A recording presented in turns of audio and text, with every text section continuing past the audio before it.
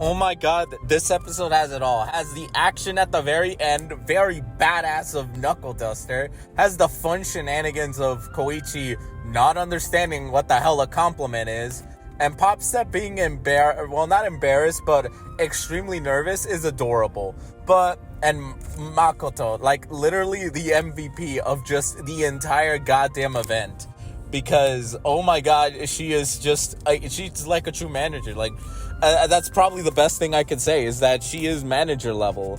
And there's so much in my mind, but if there's something I gotta say about this episode, is it got a lot of the pop step stuff, a lot of the festival and all that fun stuff to do, but also it's setting up what is eventually the beginnings of the end for Knuckleduster's story, since a lot of this feels like this is his big arc of from the beginning of just searching for the drugs, which is how it's kind of connected to his daughter that is being possessed, and then moving into like seeing that bee in one of the episodes, which kind of confirms that the two are connected, and now confronting the bee user that is possessing his daughter's body.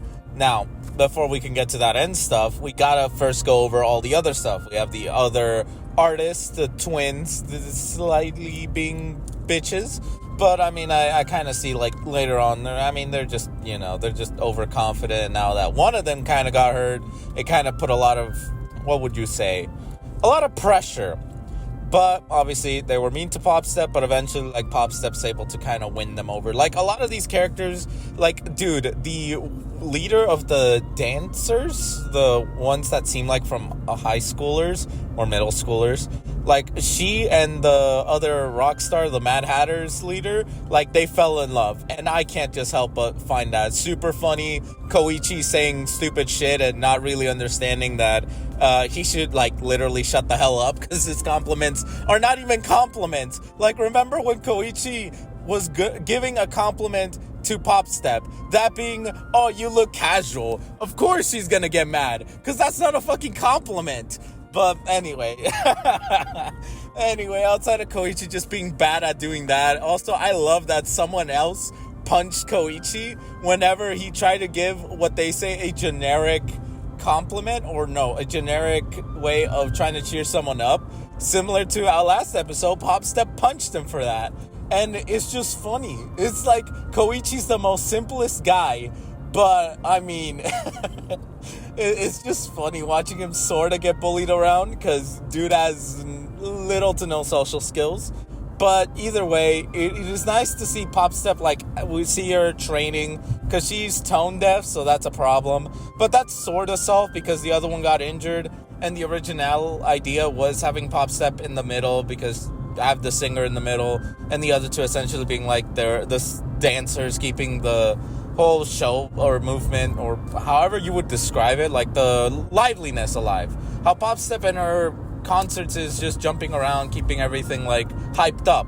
But because one got injured, they kind of have to rearrange things. Popstep sees that as good, because that's usually what she does. So right at the event, we do get to see the heroes that were able to join. Now this is before they got to like the very top tiers, because Present Mike, I assume even if he was one of the popular heroes, he would do it. Like, dude feels like he would join for stuff like this. Also, he's Present Mike. Like, who wouldn't? Now, Midnight. Oh my god.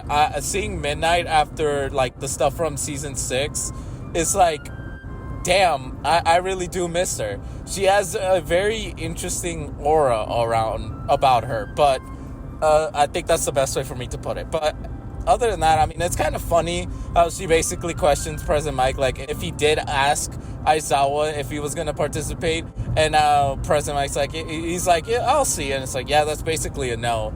So they call him, because it's like, oh, you gotta be here. And because everyone else declined, and just watching, dude, even freaking Ingenium declining is like, oh my god, I would have, I mean, then again, if he saw that Koichi was there, I think he'd be too nervous to want to actually go. And then the denial from All Might, like, if All Might was there, it would turn into a goddamn concert, because it's All Might.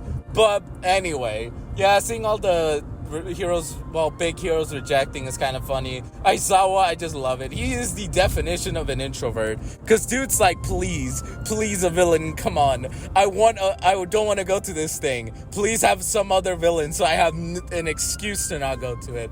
And lo and behold, yeah, that's what happens. And it's the same slime one that got the drug, was trying to be nice with Pop Step and then got a little too frisky. But oh my god, this is like peak levels of fun. And Aizawa fighting is obviously, it's always fun watching him fight because he is not like the ordinary hero with his quirk. His quirk can deny or stop someone else's quirk, but whenever he's put in a position where that doesn't work, I like the creativity that it kind of he embodies, because he definitely stops the or trigger villain, but obviously part-time villain or B queen or B user essentially causes one of her current victim, I guess I'll call him Slime for now, the Slime to kind of go crazy with his, or I guess he's a Neo. Anyway, he kind of causes the boy to kind of electrify everything and cause the city to basically shut down.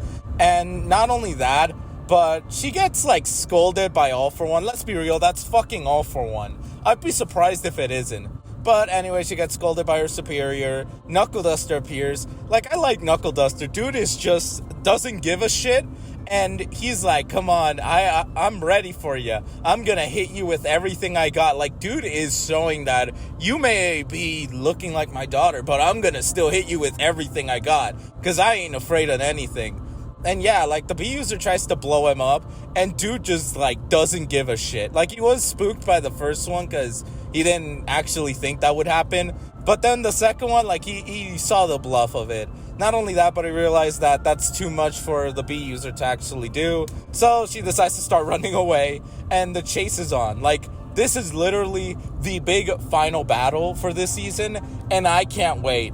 Another, like, 10 out of 10. Had me laughing, had me intrigued, and those two fights, pure fucking chef's kiss. Amazing.